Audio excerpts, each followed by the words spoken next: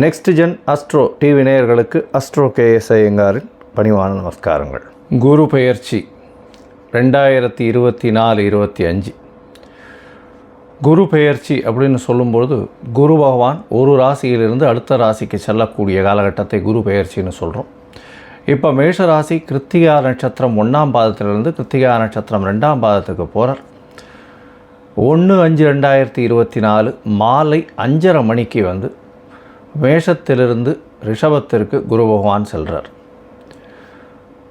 11/5/2025 வரலும் குரு பகவான் ரிஷபத்தில் இருக்க போகிறார். இந்த ஒரு வருஷம் ரிஷபத்தில் இருக்கக்கூடிய காலகட்டத்தில், அதாவது சித்திரை மாதம் குரோதி வருஷம் சித்திரை மாதம் 18ஆம் தேதியிலிருந்து விஸ்வாசு வருஷம் சித்திரை மாதம் 28ஆம் தேதி வரலும், அதாவது சித்திரை மாதத்தில் வந்து 18ஆம் தேதி குரோதி வருஷத்தில், அதாவது 1/5/2024 11/5/2025 வரையிலும் குரு பகவான் ரிஷபராசியில் இருக்கக்கூடிய பலன்களை இப்போ பார்க்க போகிறோம். இது ஏன் மிகவும் முக்கியமானது அப்படின்னா, மெதுவாக செல்லக்கூடிய கிரகங்கள் அப்படின்னு சொல்லக்கூடியது, வருட கிரகங்கள்னு சொல்லக்கூடியது வந்து குரு, சனி, ராகு, கேது, இந்த கிரகங்களினுடைய பெயர்ச்சிகளை பற்றி சொல்லுவோம். இவர்கள்லாம் வந்து வருடத்திற்கு ஒரு முறை, குரு பகவான் ஒரு வருஷத்துக்கு ஒரு தரம் ஒரு ராசியிலிருந்து அடுத்த ராசிக்கு போகிறார். ஒரு நட்சத்திர பாதத்தை கடக்கிறதுக்கு 40 நாள் ஆகும். ஒரு டிகிரியை கடக்கிறதுக்கு 12 நாள் ஆகும் அவருக்கு. சனி பகவான் 2.5 வருஷமாகும். ராகு கேது 1.5 வருஷம் ஒரு ராசியிலிருந்து அடுத்த ராசி போகும்பொழுது.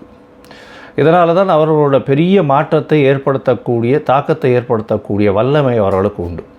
குரு பகவானை பொறுத்தவரையிலும் குரு பகவான் தனகாரகன், புத்திரகாரகன் அப்படின்னு காரகத்துவம் அப்படின்றது கொடுத்துருக்கு. அதாவது அவர் தான் அத்தாரிட்டி அந்த 2 விஷயத்துக்குமே. குரு பகவானை பொறுத்தவரையில் குருவை பொன்னன்னு சொல்லுவார். குரு பார்க்க கோடி நன்மை, குரு இருந்த வீட்டை விட பார்த்த வீடு சுபிட்சம் அதிகமாகும் அப்படின்னு சொல்லக்கூடியது ஜோதிட சாஸ்திரம். அதாவது இருக்கிற வீட்டிலையும் நல்லதை செய்வார், அவர் பார்க்கிற வீட்டில் வந்து மேலும் நல்லதை செய்யக்கூடிய ஒரு விஷயம் உண்டு. இயற்கை சுபரில் முதல் சுபராக கருதக்கூடியவர் குரு பகவான். நம்மளுடைய இந்த பிளானட்டரி பொசிஷனில் வந்து ரிஃப்ளெக்ஷன் ஆஃப் சன்லைட்டை வந்து எடுத்து பார்த்தோமே, ஆனால் சூரியனிலிருந்து வாங்கக்கூடிய கதிர்களை 2 மடங்காக பிரதிபலிக்கக்கூடியவர் வந்து குரு பகவான் அப்படின்றத வந்து சயின்டிஸ்ட் ஆராய்ச்சி இப்போ சொல்லியிருக்காங்க. அதனால் குருவினுடைய தாக்கம் ஒரு மனிதனுக்கு ஒரு பெரிய ஏற்றத்தை கொடுக்கும். ஏன்னா தனகாரகன், புத்திகாரகன், அதாவது தனகாரகன், அதை தவிர வந்து புத்திரகாரகன், அதை தவிர படிப்புக்கு எந்த ஒரு விஷயத்திலும் வீட்டில் சுபத்துவம் நடக்கணும் அப்படின்னா குருவினுடைய அந்த ஒரு ஆசீர்வாதம் இருக்கணும். அதனால தான் குரு பார்க்க கோடி நன்மைன்னு சொல்கிறது. குரு எந்தெந்த இடத்த பார்க்குறாரோ அந்தந்த இடமெல்லாம் அதீத சுபமாகும். இந்த இயற்கை சுபரான குரு பகவான் ஒன்று நல்லது செய்வார், இல்லை நல்ல எதையுமே செய்யாமல் இருப்பார். கெடுதல் அப்படின்றது வந்து யாருக்குமே செய்ய மாட்டார். ஏன்னா அதிகமான சுபர் அப்படின்னு சொல்லக்கூடியவர் குரு பகவான். அவர் வந்து சாத்வீக குணத்தை உடையவர். அதனால் வந்து யாருக்கும் தீமை அப்படின்ற ஒரு விஷயத்தை செய்ய முடியாத அளவுக்கு இருக்கும். ஆனால் குரு பகவான் சரியில்லாத லக்னங்களாக இருந்தால் அவர்களுக்கு வந்து நல்லதை செய்யாமல் எதையும் செய்யாமல் இருப்பார். அதுதான் வந்து அவருடைய பிரச்சனையில் வரும். சரி, இப்போ குரு பகவான் ரிஷபராசிக்கு போகிறார். ரிஷபராசிக்கு போகிறதுனால என்ன அப்படின்னா, குரு பகவான் இருந்த வீட்டிலிருந்து அவருக்கு 7ஆம் பார்வை, எல்லா கிரகத்துக்கும் 7ஆம் பார்வை உண்டு. சமசப்தம பார்வைன்னு சொல்லக்கூடியது 180 டிகிரி. அதன் மூலியமாக அவர் விருச்சிக ராசியை பார்ப்பார். அதனால் விருச்சிக ராசி அதீதமாக சுபப்படுறது. இதனால் வந்து பார்த்தாலேயானால் குரு பகவான் பார்க்கறதுனால அதீத சுபத்துவம் அடைகிறதுனால உடல் நலத்தில் நல்ல ஏற்றம், எல்லாமே பொருள் நலத்தில் நல்ல ஏற்றம், பேச்சுகளில் நல்ல வல்லமை எல்லாமே வரக்கூடிய பாக்கியம் உண்டு.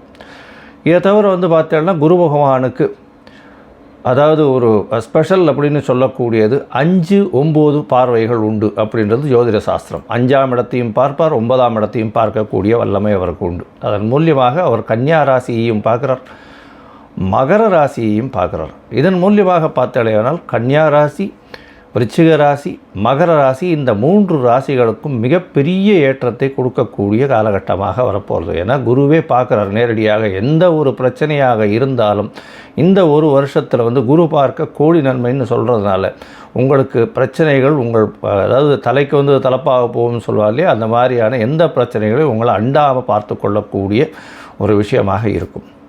இதை தவிர பார்த்தோம்னா குரு பகவான் குருபலம் வந்துடுத்தா அப்படின்னு சொல்லக்கூடியது அதாவது இந்த எல்லாருமே சொல்லக்கூடியது. அதாவது கல்யாணத்துக்குன்னு பார்த்தா குருபலன் வந்துடுத்தா அப்படின்னு சொல்லுவாள். குரு பகவான் பொதுவாகவே ராசியிலையும் 2ஆம் இடத்துலையும் 4ஆம் இடத்துலையும் 5ஆம் இடத்துலையும் இந்த மாதிரி சப்தமத்திலையும் 9ஆம் இடத்துலையும் இந்த மாதிரியான இடத்துங்களில் இருந்தால் அவர் வந்து சப்தமத்தை பார்த்தால் 7ஆம் இடத்தை பார்த்தால் கோச்சார பிரகாரம் ராசிக்கு சந்திர ராசிக்கு பார்க்கும் பொழுது திருமண பாக்கியம் ஏற்படும் அப்படின்றது வந்து ஜோதிட சாஸ்திரம் சொல்கிறது. அதாவது அந்த காலகட்டத்தில் உங்களுக்கு கோச்சார பிரகாரத்தில் திருமண பாக்கியம் ஏற்பட்டாலும் தசாபுக்தியும் அதற்கு சப்போர்ட் பண்ணணும். அந்த மாதிரியான விஷயங்கள் இருக்குமேயானால் திருமணம் கண்டிப்பாக ஆகக்கூடிய பாக்கியம் உண்டு. ரொம்ப நாளாக தட்டி போனவாளுக்கெல்லாம் இப்போ கல்யாணம் ஆகக்கூடிய பாக்கியம் குரு பார்க்கறதுனால கண்டிப்பாக குருபலன் வந்துடுத்து அப்படின்னு சொல்லக்கூடியது.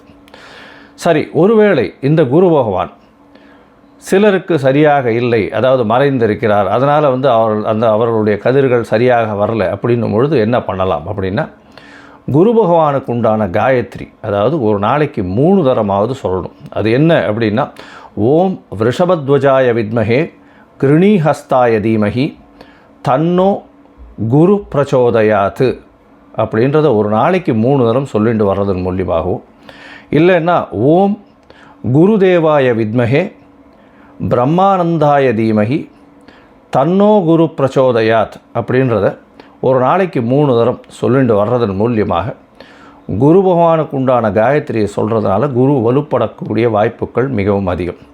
இதை தவிர வந்து தட்சிணாமூர்த்தியை வழிபடுறதும், வியாழக்கிழமை ஆஞ்சநேயருக்கோ இல்லைன்னா விநாயகருக்கோ போய் சுற்றிட்டு ஒரு 9 தரம் பிரதட்சணம் பண்ணிட்டு வர்றதும், தட்சிணாமூர்த்திக்கு மஞ்சள் நிற ஆடை அதாவது வஸ்திர தானம் கொடுக்கறதும், அதை தவிர படிக்கக்கூடிய குழந்தைகளுக்கு உங்களால் முடிஞ்ச ஹெல்ப் பண்ணுறது, அதாவது அவர்களுக்கு பொருள் உதவியோ பண உதவியோ எது பண்ண முடியுமோ அவர்களுக்கு உண்டான படிப்புக்கு உண்டான விஷயங்கள் வாங்கி கொடுக்கறதன் மூலியமாக, அதாவது அருகில் இருக்கக்கூடிய பாடசாலை இல்லைன்னா ஏழை மாணவர்கள் படிக்கிறதுக்கு உங்களால் முடிஞ்ச விஷயத்தை செய்யக்கூடியது. இதை தவிர ஆலங்குளம் போயிட்டு வர்றது, குரு பகவானுடைய க்ஷேத்திரம்னு சொல்லக்கூடியது ஆலங்குளம் போயிட்டு வர்றதும், நீங்கள் சார்ந்த மடாதிபதிகளை போய் சேவிச்சுட்டு வர்றதும் அது வந்து ஒரு பெரிய ஏற்றத்தை கொடுக்கும். இதை தவிர பார்த்தாலேயானால் மூக்கு கடலை சுண்டல் வந்து வியாழக்கிழமை அருகில் இருக்கக்கூடிய விநாயகர் கோவிலில் விநியோகம் பண்ணுறதன் மூலியமாகவும், உங்களால் முடிஞ்ச அதாவது உங்களால் எந்த அளவுக்கு முடியுமோ அந்த அளவுக்கு வந்து அருகில் இருக்கக்கூடிய இதில் வந்து நெய் உங்களால் முடிஞ்சது கொடுக்கக்கூடியதாக இருந்ததுனால் அபிஷேகத்துக்கு இந்த குரு பகவானின் தாக்கத்திலிருந்து எந்த ஒரு பிரச்சனையாக இருந்தாலும் மிகவும் சுலபமாக செல்லக்கூடிய வாய்ப்புகள் நிச்சயமாக உண்டு. சரி, இப்போ மேஷம் முதல் மீனம் வரை குரு பகவான் ஒரு ராசியாக என்னென்ன பலன்களை தருவார் அப்படின்றது நம்ம இப்போ பார்க்கலாம். விருச்சிகம், விசாகம், அனுஷம், கேட்டை இந்த 3 நட்சத்திரம் 9 பாதங்களை கொண்ட ராசியின் அதிபதி செவ்வாய் பகவான். இந்த குரு பயிற்சியில் பார்த்தீர்களேயானால் 1/5/2024 11/5/2025 வரலும் உண்டான 375 நாட்களில் பார்த்தீங்கன்னா குரு பயிற்சியின் காரணமாக சப்தமத்தில் குரு பகவான் வர்றது பெரிய ஏற்றம். ஏன்னா 7ஆம் இடத்தில் குரு பகவான் உங்களுடைய ராசியை பார்க்கறதுனால உடல் நிலையில் நல்ல ஒரு ஏற்றம் கிடைக்கக்கூடிய காலகட்டமாக இருக்குது.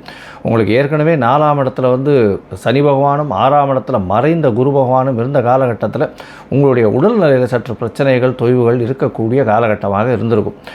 இப்போ வந்து உங்களுடைய ராசிக்கு 7ஆம் இடத்துல குரு பகவான் வர்றதுனால உங்களுடைய அதாவது நீங்கள் நினைக்கக்கூடிய காரியங்கள் அத்தனையும் நிறைவேறும். திருமணத்திற்கு பார்த்து கொண்டிருக்கக்கூடிய திருமணமாகாத இளைஞர்களுக்கு கண்டிப்பாக திருமண பாக்கியம் ஏற்படக்கூடிய பாக்கியம் நிச்சயமாக உண்டு. உங்களுடைய ராசிக்கு 11ஆம் இடத்தை குரு பகவான் பார்க்குறார், உங்களுடைய ராசியையும் பார்க்குறார், உங்களுடைய ராசிக்கு 3ஆம் இடத்தையும் பார்க்குறது பெரிய விசேஷம். உங்களுடைய ராசிக்கு 11ஆம் இடத்துல குரு பகவான் தன்னுடைய 5ஆம் பார்வையாக பார்க்கறது, இதன் மூலியமாக தொழிலில் மிகப்பெரிய ஏற்றம் கிடைக்கக்கூடிய காலகட்டம். புதிய இன்வெஸ்ட்மெண்ட் வரும், பார்ட்னர்ஷிப் தொழிலெல்லாம் பெரிய ஏற்றம் கிடைக்கக்கூடிய காலகட்டமாக இந்த இது குரு பயிற்சி காலகட்டங்களில் நடக்கும். எதை தொட்டாலும் வெற்றி நிச்சயம் இருக்கக்கூடிய காலகட்டம். 2வது திருமணத்திற்கு பார்த்து கொண்டிருப்பவர்களுக்கு, அதாவது திருமணமாகி டைவர்ஸ் ஆகி அந்த மாதிரி தனித்து விடப்பட்டவர்களுக்கு 2வது திருமணம் பார்த்து கொண்டு இருந்தார்களே ஆனால் அவர்களுக்கு 2வது திருமண பாக்கியம் நிச்சயமாக ஏற்படும். இதுவரையிலும் 11ஆம் இடத்தில் கேது பகவான் மட்டும் சஞ்சாரம் இருந்து குரு பகவானால் இப்பொழுது பார்க்கப்படுறதுனால தொழிலில் பெரிய அபிவிருத்தி கிடைக்கும். நீங்கள் நினைத்த காரியங்கள் அனைத்தும் வெற்றி பெறக்கூடிய வாய்ப்புகள் மிகவும் அதிகமாக இருக்கும். உங்களுடைய ராசியை குரு பகவான் பார்க்கறது பெரிய ஏற்றத்தை கொடுக்கக்கூடிய காலகட்டம். ஏன்னா உங்களுடைய ராசிக்கு 2, 5ஆம் அதிபதி சப்தமத்தில் போய் இருக்கிறதுனாலையும் 5ஆம் அதிபதி 7ஆம் இடத்துல இருந்து 11ஆம் இடத்தையும் பார்க்கறதுனாலையும் 5, 7, 11 இதெல்லாம் ஒத்து வர்றதுனால காதல் திருமணம் வயப்படக்கூடிய வாய்ப்புகள் நிச்சயமாக உண்டு. காதலிக்கக்கூடிய இளைஞர்களுக்கு காதல் திருமணம் கைகூடக்கூடிய வாய்ப்பு உண்டு. இருந்தாலும் குருவின் பார்வை இருக்கிறதுனால கண்டிப்பாக பெற்றோர்களின் சம்மதத்தோடு நல்லபடியாக நடக்கக்கூடும் அப்படின்றத சொல்கிறேன். உங்களுடைய ராசிக்கு சப்தமத்தில் இருக்கக்கூடிய குரு எதிர்பாலினத்தவர் மூலியமாக ஒரு ஏற்றத்தை கொடுக்க போகிறார். உங்களுடைய நட்பு வட்டாரங்களில் உங்களுடைய புகழ், அந்தஸ்து, கௌரவத்தை ஏற்ற போகிறார். இதை தவிர உங்களுடைய பார்ட்னர்ஷிப் தொழிலில் பெரிய விரிவாக்கம் செய்யக்கூடிய பாக்கியம் உண்டு. உங்களுடைய ராசிக்கு 3ஆம் இடத்தை குரு பகவான் பார்க்குறார். 3ஆம் இடத்தை பார்க்கும்பொழுது முயற்சிகள் அனைத்தும் வெற்றி பெறக்கூடிய பாக்கியம் நிச்சயமாக உண்டு. ஏன்னா 3ஆம் அதிபதியும் 3ஆம் இடத்திற்கு 2ஆம் இடத்துல இருக்கிறதுனால, வளர்ச்சியில் இருக்கிறதுனால கண்டிப்பாக ஒரு ஏற்றம் கிடைக்கக்கூடும். உங்களுடைய ராசிக்கு 3ஆம் இடத்தை பார்க்கக்கூடிய குரு பகவான் மூலியமாக உங்களுடைய இளைய சகோதரிகள் மூலியமாக நல்ல ஒரு ஏற்றம் கிடைக்கக்கூடிய காலகட்டமாக இருக்குது. எழுத்து பணிகளில் இருக்கிறவர்களுக்கு பெரிய ஏற்றம் கிடைக்கக்கூடிய காலகட்டமாக இருக்குது. இந்த விருச்சிக ராசிக்காரர்கள், அதுவும் மருத்துவம் சார்ந்த தொழில்கள், அதாவது இரத்த வங்கி, அதை தவிர இந்த டெஸ்டிங் பண்ணுறவா, தவிர க்ளவுஸ் அந்த மாதிரியான இது விற்கிறவங்க, இவங்களுக்கெல்லாம் பெரிய ஏற்றம் கிடைக்கக்கூடிய காலகட்டமாக இருக்கும். அதாவது மருத்துவர்களுக்கு பெரிய ஏற்றம் கிடைக்கக்கூடிய காலகட்டம். இதை தவிர பார்த்தாலேனால் இந்த ரியல் எஸ்டேட் பிஸ்னஸ் பண்ணுறவாளுக்கு திடீர் ஜாக்பாட் பணம் வரக்கூடிய வாய்ப்புகள் நிச்சயமாக உண்டு. இந்த விருச்சிக ராசிக்காரர்களில் அதுவும் யூனிஃபார்ம் சர்வீசஸ், IAS, IPS இதெல்லாம் எழுதுகிறவாளுக்கு நல்ல ஒரு ஏற்றம் கிடைக்கக்கூடிய காலமாக இருக்கும். நீங்கள் நினைத்த காரியங்கள் நிச்சயமாக வெற்றி பெறக்கூடிய வாய்ப்புகள் நிச்சயமாக உண்டு. ஏன்னா ராசி அதிபதி ராசிக்கு சப்தமத்தில் குரு பகவான் இருந்து அவர் 11ஆம் இடத்தை பார்க்குறது பெரிய விசேஷம். உங்களுடைய ராசிக்கு பார்த்தாலேயானால் அவரே 2ஆம் அதிபதி தனகாரகனே சப்தமத்தில் இருக்கிறதுனால கண்டிப்பாக அதாவது பார்ட்னர்ஷிப் பிஸ்னஸில் பெரிய ஏற்றம் கிடைக்கக்கூடிய காலகட்டமாக இந்த குரு பயிற்சி அமையிறது. இந்த குரு பயிற்சியில் பார்த்தோம்னா பெரிய விசேஷம். உங்களுடைய ராசிக்கு சப்தமத்தில் இருந்து நண்பர்கள் மூலியமாக நல்ல ஒரு ஹெல்ப்பெல்லாம் வரக்கூடிய வாய்ப்பு, வெளிநாட்டிலிருந்து உங்களுக்கு பணம் வரக்கூடிய வாய்ப்புகள் நிச்சயமாக உண்டு.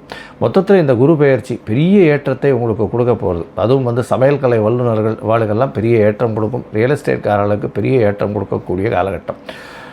இருந்தாலும் உங்களுடைய ராசிக்கு 4ஆம் இடத்துல இருக்கக்கூடிய சனி பகவான் சிறு அலைச்சல்களை உண்டு பண்ணி அதன் மூலியமாக சிறு சர்ச்சைகளை ஏற்படுத்தக்கூடிய வாய்ப்புகள் உண்டு. இருப்பினும் அதை கடந்து வெளியில் வரக்கூடிய பாக்கியம் உங்களுக்கு நிச்சயமாக இருக்கும். இந்த குரு பெயர்ச்சி உங்களுக்கு ஒரு பொன்னான, ஒரு ஏற்றமான, ஒரு பெரிய வரவேற்பான குரு பெயர்ச்சியாக இருக்கும்.